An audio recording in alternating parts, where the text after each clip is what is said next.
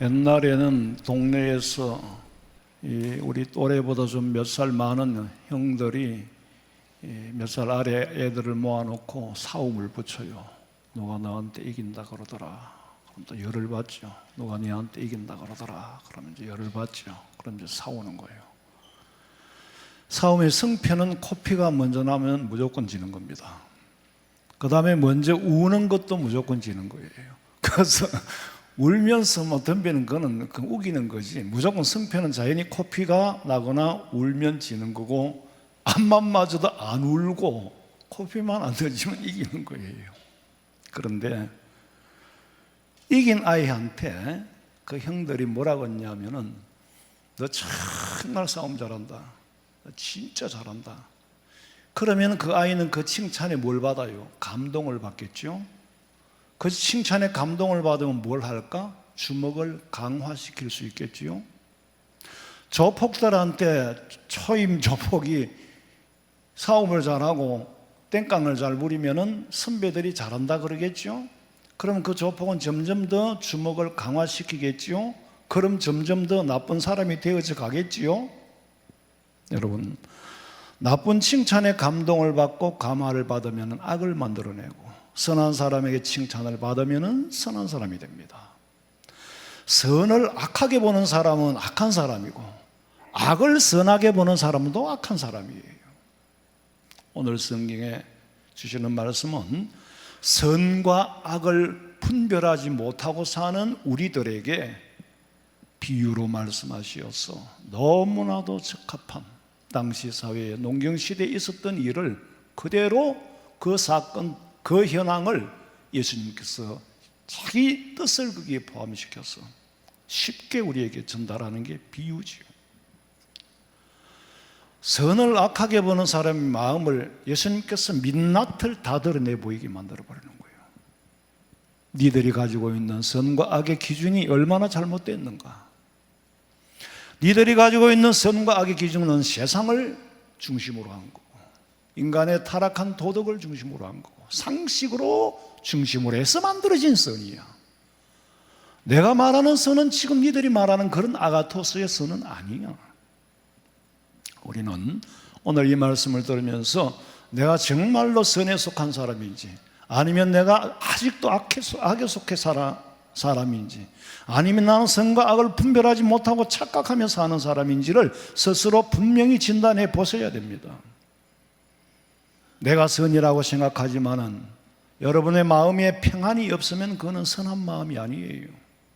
누가 뭐라고 해도 내 마음에 진실한 진정한 평안이 있으면은 그거는 선한 마음을 품고 있는 겁니다.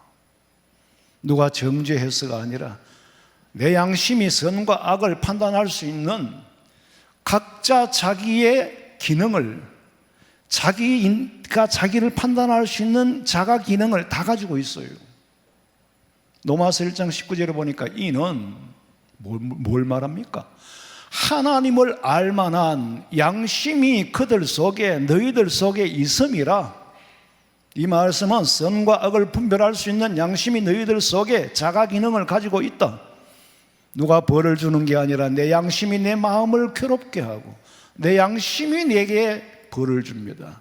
우리가 살다 보면은요, 남이 괴롭히지 않는데도 불구하고 스스로 괴로울 때가 있어요. 왜? 내 스스로가 선에서 벗어났기 때문에, 하나님이 주시는 양심의 선에서 벗어났기 때문에. 정말로 연도로 치면은 얼마나 오래된지 제가 가늠도 못 하겠는데, 제가 며칠 전에 식사하고 오면서 부목사님들한테 차 안에서 내가 정말 수치스러운 얘기를 했어요.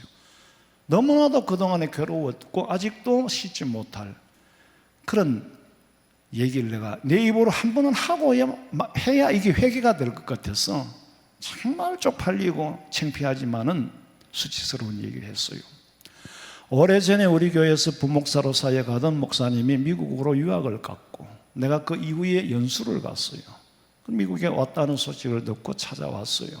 식사를 하고 가만히 만나보니까 얼굴이 몰골이에요. 공부도 못하는 것 같고 상황이 굉장히 어려워 보였어요, 제 시각으로는. 그래서 이제 밥을 먹고 헤어지면서 내가 애들 과자 하나 사주라고 돈을 좀 몇 푼 줬어요. 그리고 이제 잘 가라고, 다음에 만나기 어렵겠고 자기도 바쁘고 나도 또 연수도 해야 되고. 근데 아니 돌려보내놓고 나니까 내 마음이 그렇게 괴로울 수가 없어요. 왜 괴로우냐면은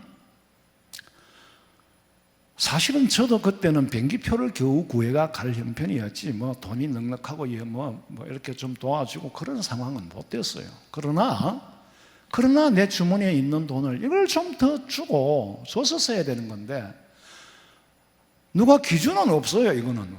근데 내 양심이 너무 나를 찌르는 거야.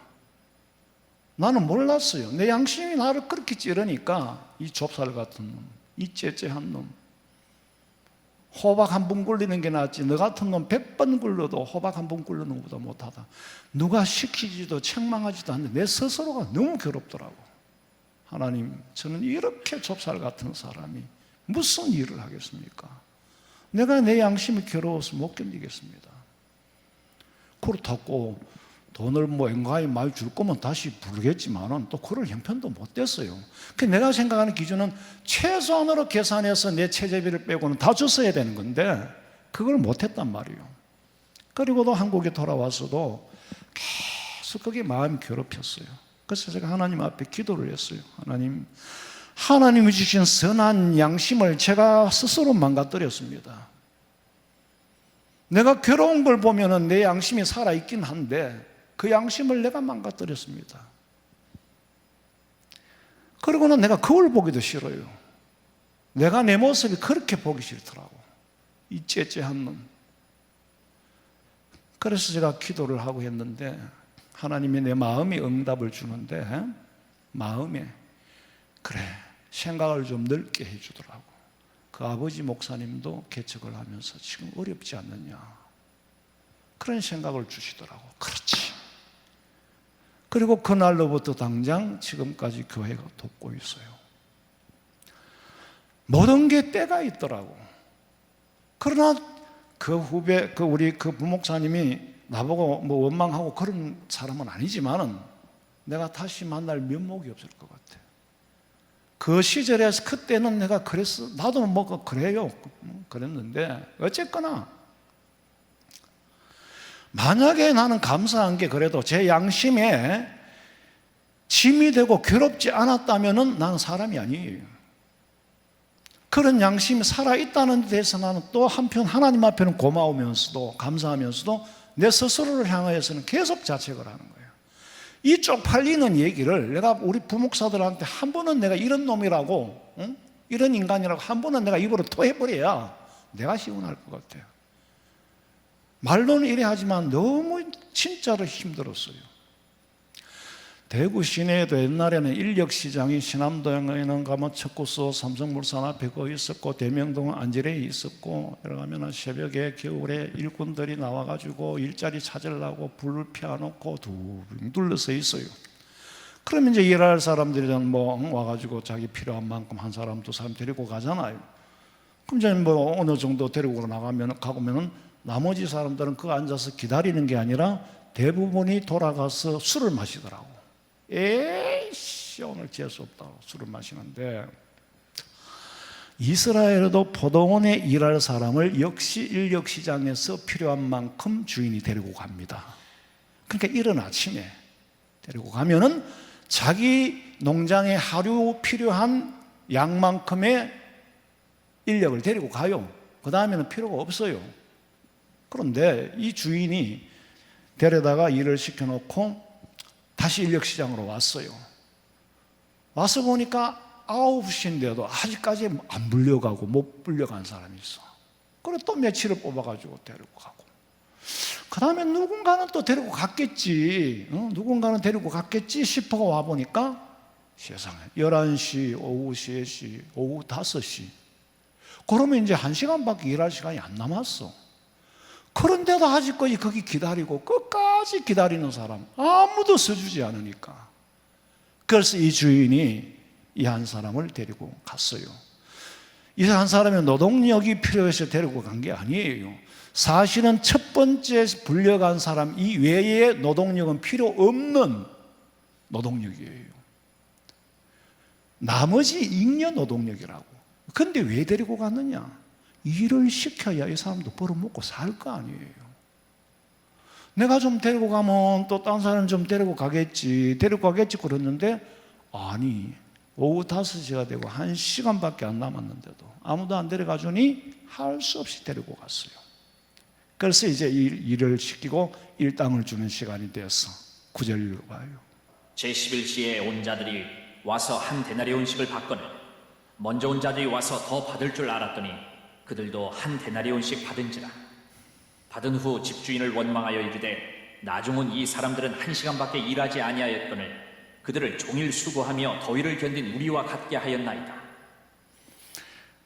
가장 늦게 온 사람부터 일단은 가장 먼저 주는 것도 이상하고, 마지막에 말씀드리겠습니다. 비유 핵심이 직설적으로 나중에 말씀하실 겁니다. 나중 온 사람에게부터 이제 주는데 한 데나리온을 주는 거야. 그게 하루 일당이야. 근데 머리가 빨리, 셈법이 빨리 돌아가는 사람은 곱하기 시간을 보태겠지. 자기 일한 시간을. 근데 보니까 아니 똑같이 1시간 일한 사람이나 저녁 늦게 와서 1시간 일한 사람이나 같이 주니까 인간의 자연적인 상식에서는 불평이 나오게 돼요. 다른 성경에 보면 시기하여 그랬어. 오늘 성경은 원망하여 그랬는데, 같아지는 게 싫다는 거지. 아니면 나를 더 주든지, 나를 더 달라는 것도 같아서는 안 된다는 말이고, 저 사람을 나하고 같이 주는 것도 같아서는 안 된단 말이에요. 같아서는 안 된다는 생각을 가진 게 시기하는 마음이에요. 그게 질투하는 마음이에요. 계산이 잘 돌아가는 사람, 그렇게 계산이 그렇게 잘 돌아가면 안 돼요. 같으면 수용을 해야죠. 나는 나보다 나은 사람이 되고 싶으면서 남이 나하고 같아지면 싫어하는 그런 나쁜 심보가 어디 있어요? 얼른 생각하면 사람들 그 사람의 셈법이 맞다고 생각하겠죠? 그게 우리들의 선의예요. 우리가 말하는 의의가 그런 거야. 아침부터 일하는 사람을 많이 조이는 게 당연하지. 그게 우리가 생각하는 의의고 우리가 생각하는 선인데, 우리는 그 의의와 그 선 안에 갇혀 있어요. 그래서 진실로 하나님이 보시기에 하나님의 선에 속하지 못한 사람이 되겠단 말이에요. 하나님 말씀하시기로 선을 악하게 보느냐, 선을 악하게 보느냐. 이렇게 악에 빠진 사람들에게 하나님의 선을 바로 세우기 위해서 일침을 가합니다. 14절, 내 것이나 가지고 가라. 나중은 이 사람에게 너와 같이 주는 것이 내 뜻입니다. 내 것을 가지고 내 뜻대로 할 것이 아니냐. 내가 선함으로 내가 악하게 보느냐. 아니 내 것 가지고 내 마음대로 하고 내가 선한데 네가 악하게 보느냐라고 말씀을 하시지만은 우리 경우에는 이거 하나도 안 맞아요. 아무리 사장님 거지만은 이거는 불공평하잖아요. 아무리 사장님 거지만 이건 아니잖아요. 그 생각이 너무 오래 깊이 박혀 있어요. 그러니까 그럼 주인 입장에서, 그래 내가 먼저 온 사람한테 한 데나리온을 줬어. 근데 네 걸 뺏어서 줬나? 아니잖아. 네 몫을 나는 내 계약한 대로 줬잖아. 그럼 그거 받고 가면 되지. 왜 남의 일에 관심이 많어? 남이 못되기를 바라는, 여러분 관심 많은 사람은 시기와 질투하고 비례합니다. 목사님들 중에도 보면 너 교회 며칠 모이나? 예산이 얼마고? 이런 거 계속 묻고 안테나를 넓히는 사람은 시기와 질투심이 그대로 민낯을 드러내 보이는 겁니다. 남이 잘 되고 못 되고 나하고 상관이 없어요. 내 코가 석자인데. 이 사람은요, 선을 악하게 보는 사고 자체가 선인 줄로 알고 옳은 줄로 알아요. 아직도 우리 생각에는 그렇잖아요. 그런데 예수님의 생각은 달라요. 하나님의 생각은 달라요. 그래? 나는 이렇게 생각한다. 너는 일당이 고르지 못하다고 생각하는데, 너 한번 입장 바꿔 생각해봐. 너는 아침에 첫 빠또로 불려갔잖아. 그러니까 첫 빠또로 불려갔으니까 기분 좋게 일했잖아. 그런데 마지막까지 일자리를 못 찾고 1시간 남았는데도 일자리를 못 찾았을 사람이 하루 종일 애 태우고 애간장을 녹였을 걸 생각해 봤어? 그 사람 앉아서 놀았나? 에이 그러고 집에 갔나? 가장으로서의 책무를 다하기 위하여 성실하게 끝까지 기다리는 그런 사람을 살리는 게 자본가의 책임이야. 응? 알겠어? 네가 보기엔 먹고 노는 것처럼 보여? 너는 임마 하루 종일 기분 좋게 일했잖아. 그래 놓고 왜 마지막에 너 잘나서 시험 쳐서 데리고 왔나? 너는 먼저 은혜를 입은 사람이야. 근데 돌아갈 때는 왜 은혜를 하나도 못 받은 사람처럼 기분을 망쳐서 돌아가냐? 네 하루를 네가 만들었잖아 지금. 그리고 내일이라도 너 안 불러갈 수 있어. 끝까지 너 안 불러갈 수도 있어. 내일이 오늘 그 사람이 네 입장이 될 수도 있단 말이야. 응? 우리가 이 말씀을 듣고 깨닫고 뉘어질 때에 얼마나 내 중심의 선이었고 내 중심의 의였는 건지, 하나님의 아가토스라는 선 안에 들어있지 않단 말이에요. 은혜를 잊어버리면 그렇게 돼요. 부름받지 못한 사람이 원망했나요? 시기하고 질투했나요? 사장님, 몇 분 와가지고 나는 왜 안 불러갑니까? 그렇게 했나? 아니야. 묵묵히 기다린 거야. 나를 불러주기만 바라고. 불러가는 사람을 시기하고 질투하지 않고, 저 사람은 좋겠다. 어떻게 저렇게 불려가나? 나도 좀 불려갔으면 좋겠다. 은혜를 사모하는 마음으로 기다리면서도 애간장은 다 녹았단 말이요. 너 그걸 모르더라? 너는 은혜를 모르는 사람이야. 여러분, 우리 삶에 한번 생각해 보세요. 그리고 한 데나리온을 준다고 원망을 해? 최소한으로 일을 한 사람이나 안 한 사람이나 하루 3끼 먹어야 되는 건 똑같아. 어? 그러면 이 사람 1시간 일했다고 그러면 10분의 1 데나리온을 줘? 그럼 굶어. 옛날에는요, 제가 신암동 살 때 누님 댁에서 제가 학교를 다녔는데 살가게를 했어요. 그때만 해도 봉투를 포대기 같은 그 봉투에 한 대박을 넣는 봉투, 2대박을 넣는 봉투가 있었어요. 3대박 이상은 봉투에 못 넣어요. 터지니까. 매일 저녁에 퇴근하면서 한 대박씩 사가가는 사람이 얼마나 많았는지 아세요? 지금처럼 포대로 두고 먹고 온 지가 얼마 안 됐어요. 그런 일당쟁이한테 그러면은 살 한옥을 그럼 사가가면 어떻게 먹고 살아? 네 생각이 극기가 한계야. 우리 예수 믿는 사람은 성경을 통해서 정신 용량이 좀 커야 돼요. 좁쌀처럼 그러면 아무것도 안 돼. 이거는 공산주의의 분배가 아니고 자본주의에서 주인이 베푸는 사랑이에요. 시기가 질투가 많은 사람은 자기 받은 은혜를 전부 원망으로 바꿉니다. 불평으로 바꿔요. 그런 사람한테는 큰일을 절대로 안 맡깁니다. 큰일을 맡길 수가 없죠. 정신 용량이 한계인데. 남이 은혜를 받는 걸 보면 나도 하나님 저런 은혜를 받고 저런 기쁨을 가지고 살았으면 좋겠습니다. 은혜를 사모하는 사람이 은혜를 주는데 시기하는 사람한테는 은혜를 베풀지도 않고 그 은혜를 못 받았으니까 맨날 일당 받고 사는 거야. 창세기 26장 12절. 이삭이 그 땅에서 농사하여 그 해에 100배나 얻었고 여호와께서 복을 주심으로 그 사람이 창대하고 왕성하여 마침내 거부가 되어 양과 소가 떼를 이루고 종이 힘이 많으므로 블레셋 사람이 그를 시기하여 그 아버지 아브라함 때에 그 아버지의 종들이 판 모든 우물을 막고 흙으로 메웠더라. 아브라함은 창세기 24장에 그가 나이 많고 늙었을 때의 범사의 복을 받았더라. 26장에 하면 그 아들 이삭이 마침내 장대하고 왕성하여 복을 받아서 우물을 팠더라. 당시에 사막에서의 우물은 대기업가가 아니면 팔 수가 없습니다. 왜? 돈이 없으면 못 팔거든요. 우물은 기업입니다. 이삭이 복을 받아가지고 우물을 팠단 말이야. 이거를 블레셋 사람이 꼴을 못 보는 거야. 파면 메우고 파면 메우는데, 파는 데는 돈 어마무시하게 들어가죠. 그런데 시기하는 사람이 파면 메워? 파면 메워? 메우는 데는 돈 안 들어갑니까? 그럼 누가 이기겠어요? 성경에 보니까 시기가 그쳤더라 그랬어.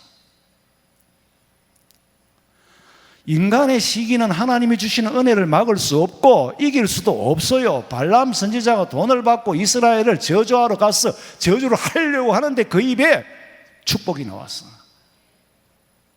어떻게 돈 받아먹고 저주하라 그랬더니 축복하냐? 그랬더니 뭐라 그랬어요? 하나님이 저주치 않으신 자를 내가 어떻게 저주하며 여호와께서 꾸짖지 않으신 자를 내가 어떻게 꾸짖느냐? 여러분, 다른 사람 복 받는 거 보고 시기 질투하지 마세요. 자기는 복 받고 싶으면서 왜 남은 복 받으면 안 됩니까? 포도원 주인은 그야말로 건강한 자본가로서의 책임을 다한 겁니다.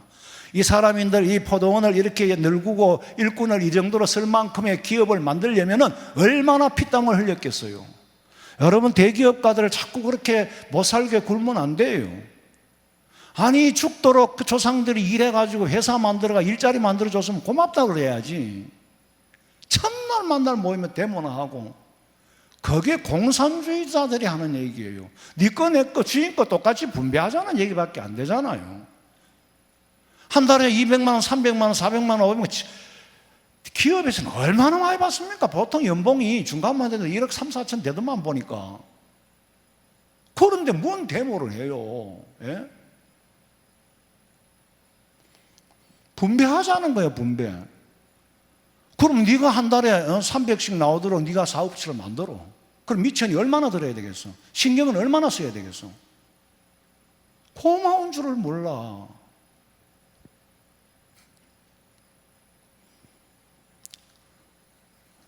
주인은 베푸는 마음으로 일을 시키는 겁니다. 자기 이익을 위해서가 아니에요. 내 주변에 굶는 사람이 있어서는 안 되겠다. 그게 기업가의 배려지 계산이 모자라서 그런 게 아니에요. 그런데 주인의 은혜를 베풀고 있는데 그걸 계산기로 두드리고 앉아 있으니까 머리카락에 혼 파는 놈이에요. 그런 사람이 큰 복을 받겠어요? 우리 성도들은요, 좀 통이 커가지고 머리카락에 혼 파는 그런 사람 되지 마세요. 예? 하나님이 주시는 은혜를 받고 살려고 해야 되지. 지금 주인이 은혜를 베풀고 있는데 옆에서 계산기 두드리고 있어. 쪽팔려서 참 정신 용량이 그 정도밖에 안 된다 이거예요. 내 자신부터. 그리고 1시간이라도 일을 시키고 돈을 줘야 자존심을 건드리지 않는 게 됩니다. 그건 일을 못 했는데 양식이나 사 먹어. 이랬다면 이 사람이 들고 집에 갔어. 한 달에 하는 받기는 받았는데 집에 들어가니까 아빠 오늘 어디서 일했어? 오늘 힘들지 않았어? 그런데 아버지가 뭐라 그랬어? 나 오늘 일자리를 못 구했어. 그래가지고 사장님이 그냥 불쌍하다고 주더라. 그럼 온 가족들의 자존감이 다 내려가잖아요. 다 내려간다니까. 그런데 기분 좋게 아빠가 오늘 일자리를 못 구할 뻔했어. 너무너무 아슬아슬하게 하루 종일 간장을 태웠는데 그 사장님이 말이야 그렇게 1시간을 일하고 일 시켜주더라. 아이고 고맙다 그 사장님 너무너무 감사하다. 온 가족에게 기쁨이 될걸. 말 한마디에 처신 하나 잘못하면 상대를 배려하지 못하면 추고도 자존감을 밑바닥으로 만들어버리는 거예요. 그러니까 이 사장님은 굉장히 배려하고 치밀하게 남의 자존심을 건드리지 않게끔 그렇게 하는 거예요.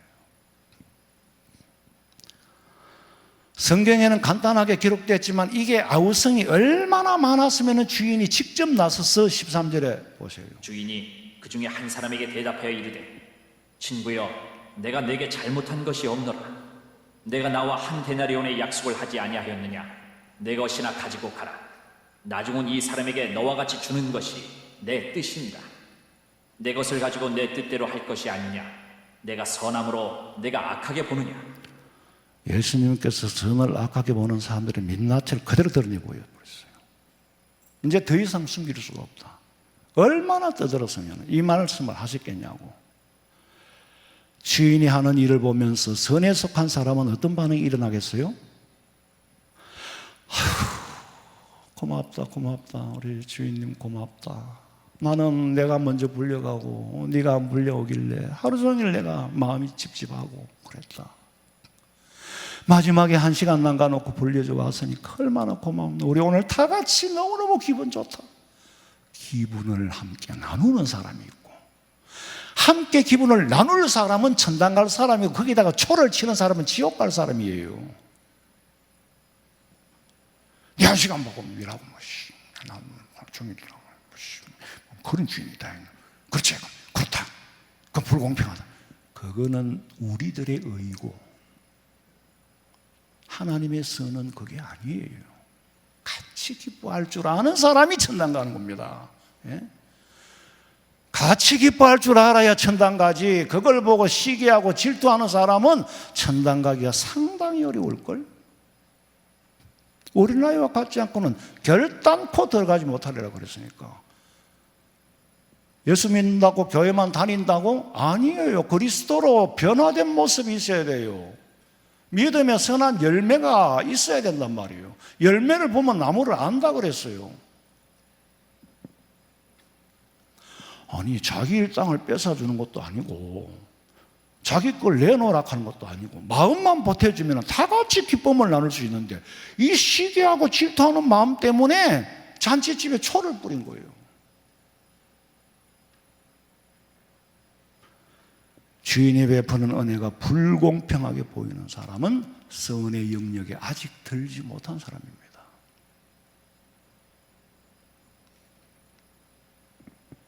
이런 사람을 두고 밥 팔아가지고 똥 사먹는다 그랬어. 밥을 팔아가 똥을 사먹을 사람이야. 은혜를 간직하지 못하고 은혜를 은혜인 줄 몰라. 우리는요, 악함 속에서 만들어진 잘못된 선의 기준에 너무 오래 익숙해져 있어. 그러니까 우리가 생각하는 상식에서 만들어져 있는 타락한 도덕 안에서 만들어진 선이 진짜 선인 줄로 알아요. 그러나 하나님의 입장에서 선은 전혀 다릅니다. 이 마지막 때에 우리는 예수님 맞이할 준비해라 그러면서 하나님의 말씀으로 그리스도를 닮아가는 사람으로 구체적으로 변화가 있어야 될 거 아니에요. 이제 변합시다. 뭐가 선인지 악인지 똥인지 된장인지 이제는 분별할 수 있어야 된다 이 말이에요. 내 마음의 시기와 질투가 줄어드는 만큼 상대적으로 내 인생이 풍성해지고 내 삶이 풍요로워지는 줄로 믿으시기 바랍니다. 네? 시기와 질투는 내 삶을 갉아먹어요. 내 행복을 갉아먹고 내 재산을 결국에는 갉아먹고 자기 인생을 자기가 다 갉아먹어요. 아직도 성령으로 거듭나지 못하고 악에게 사로잡혀 있으면 시기와 질투심은 끝이 없이 일어납니다. 우리는 후손들에게도 선에 속해 있는 모습을 본을 보여야지요. 높은 차원의 선을 가르쳐야지요. 이방인들과 똑같은 기준으로 해서 이 사람은 선하고 이 사람은 악하다 그런 정도면 믿는 사람이나 안 믿는 사람이나 다를 게 뭐가 있어요. 오늘도 주일날 교회 와서 하나님 앞에 달라고만 구한다면은 돈 달라 뭐 달라고만 구한다면은 이방인들보다도 욕심이 더 많은 사람이지 그게 어떻게 그리스도인이에요. 그리스도인은 내 삶이 변하는 거예요. 내 자신의 모습이 변하는 거예요. 내 마음이 변하고 양심이 변하고 성령으로 거듭난 사람이 그리스도인이지. 그리스도인의 기준, 선과 악의 기준이 뭐예요? 참으로 두려운 거는요, 인간들의 내 생각에 지혜라고 생각했던 것이 성경 말씀에 비추어 봤더니 그게 장깨더라 이거예요. 장깨예요, 장깨. 하나님이 주시는 지혜는 은혜예요. 예? 하나님이 주시는 지혜는 은혜예요. 지난 날을 돌아보니 하나님은 네게 준 거는 전부 은혜야. 네가 지혜로운 게 아니야. 근데요, 뭐라든지 수단을 부리고 꾀를 부리고 그러면은요, 한계가 있어요. 장사하는 사람도 수단을 부리고 꾀를 부리면은 얼른은 되는 것 같지만 오래 못 가요. 오래 못 간다니까. 마가복음 10장 15절. 내가 진실로 너희에게 이르노니 누구든지 하나님의 나라를 어린아이와 같이 받들지 않는 자는 결단코 그곳에 들어가지 못하리라. 지금 유대인들을 두고 하는 말입니다.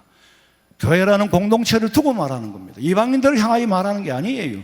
너희가 예수 믿는다고 하지만은 결단코 어린아이와 같은 마음, 내가 어린아이와 같은 마음은 여러 번 말씀드렸습니다. 그렇지 않고는 그곳에 들어가지 못하리라.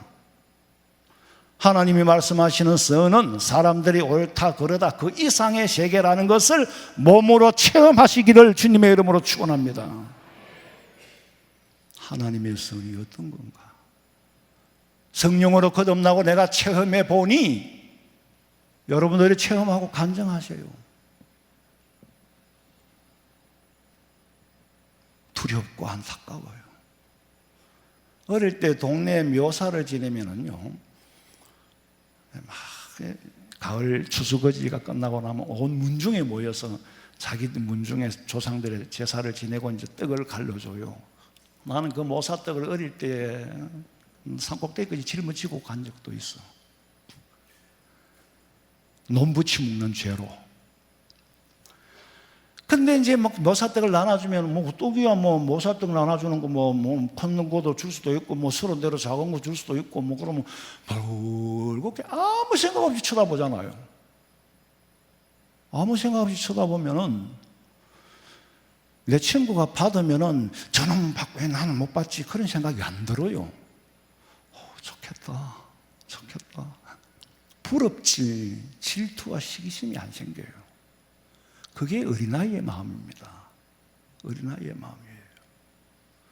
내가 산꼭대기까지 그 중학교 한 1학년이나 됐는가 모르겠어. 산꼭대기까지 그러면 논 7대지 부치 먹는다고 모사떡을 해가지고 짊어지고 초식의 자리 가고 평풍하고 다 짊어지기가 어른이라 하는 것들이 제가 하나씩 메고 가면 될 긴데 꼭대기까지 올라가 제사 지내가 싹 끄다가 가버리는 거예요.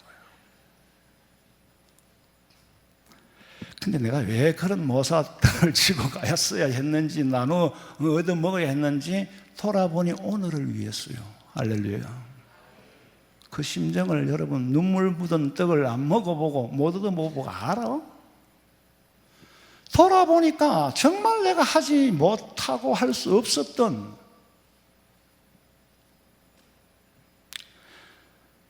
여러분 남이 받는 거 보면 은혜 받고 복 받는 거 보면 부러워는 하세요. 그래야 나도 그렇게 되지. 아버지 옛날에 시골에 부엉이 하는데 옆에 부산에 고모 집에 온 애가 우리가 막 주시옵소서 옆에 지는 교회 처음 나오니까 나도요. 그럼 주시옵소서 나도요는 할지언정 시기 질투는 하지 마세요. 예? 여러분은 이제 우리 남은 인생을 깨끗하게 좀 멋있게 한번 살아보세요.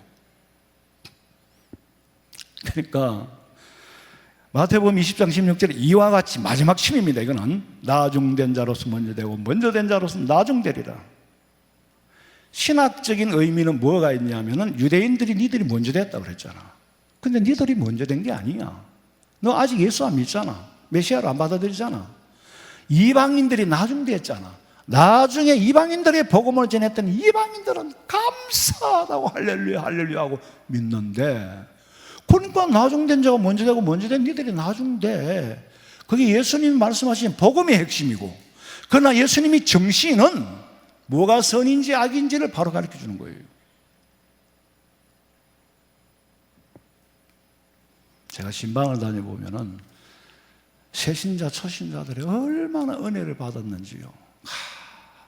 그런 순수함. 나이는 들었지만 아직 유치원이잖아요. 유아원이잖아요. 저런 분들이 천당 가겠구나. 저런 분들이 천당 가겠구나. 나같이 예수 믿은 지는 오래돼도 변질변질하게 따라 먹어가지고 예수 믿는 프로가 돼가지고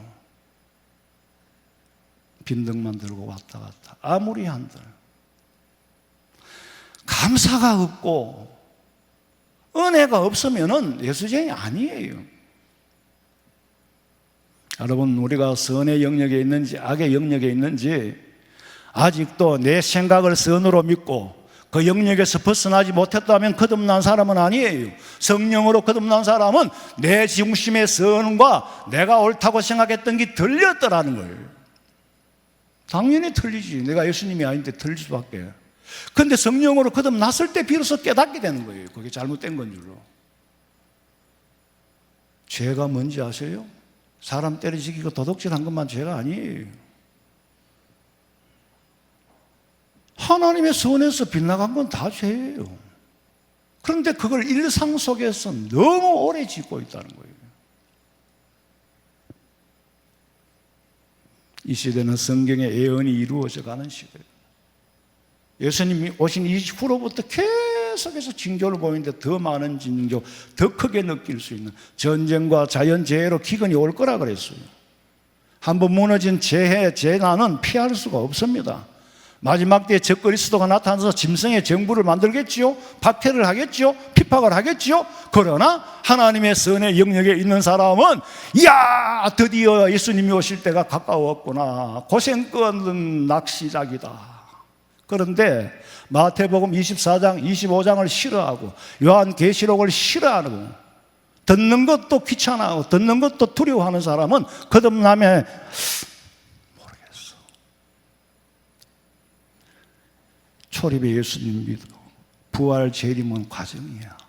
마지막에 다시 오실 재림 예수님을 믿어야, 부활 성취는 과정이고 재림 예수를 믿어야 진짜 예수 믿는 겁니다. 예? 재림 예수님 안 믿으면 그거 어떻게 앞에 부활하고 재림 성취는 하면 뭐예요? 재림 예수님까지 믿어야 우리 신앙은 그렇게 고백하잖아요. 저리로서 산자와 죽은 자를 심판하려 오시리라 믿으십니까? 입으로는 그렇게 고백하면서 왜 예수님 재림한다고 부활한다고 요한계시록 말씀을 그렇게 듣기 싫어하냐 말이에요. 재림이 두렵고 종말이 두려우면 그리스도인이 아니에요. 우리는요, 이 중심 하나, 하나님의 선의 영역에 있으면 합력하여 선을 이루고 감당치 못할 시험은 주시지 않고 시험 당할 점에 피할 길을 주시고 환난 날에 나를 불어내 나를 건지리니 네가 나를 영원 얻게 하리라. 불 가운데 물 가운데 건지리. 계속 나를 보호하는 말씀이 묵상되는데 믿음이 없고 거듭나지 못하니까 정신을 못 차리는 거예요. 목사는 맨날 요한계시록 급주나 두려움 주나. 세상에 소망을 두려움으로 바꾸고 소망을 협박으로 바꾸어 듣는 사람이 그 사람이 잘못된 거 아니에요? 목사님 위기감을 조성하고 누가 잘못된 건지 난 모르겠어요. 난 성경 말씀대로 하는 거예요. 그런 사람이 우리 교회 안에 있다는 게 내가 너무 아프다 이거예요. 내가 그렇게밖에 못 가르쳤느냐. 믿음의 시작은 예수님의 초림이고 부활과 성취는 과정이고 재림 예수님이 마지막이에요. 우리 황성민교회 성도들은 최소한으로 가방 들고 그냥 댕기는 예수쟁이가 되지 말고 정말로 이때까지 믿었으면 교양 강좌를 들어서 많이 변했을 거 아니에요. 예수님 닮아가는 사람, 날마다 성숙하고 성장하는, 그래서 열매를 드러낼 수 있는 여러분이 되시기를 주님의 이름으로 축원합니다. 자비로우신 아버지 하나님, 말씀 마지막 때에 목이 터져라 외쳐도 의를 불의를 보고 선을 악으로 보이는 우리의 눈에 성령으로 거듭나게 해 주시옵소서. 알지 못하여 그러했습니다. 하나님 성령의 눈을 뜨고 아버지께서 거듭나게 하시고 아버지 하나님 생각도 마음도 행동도 다 새로워질 수 있기를 원합니다.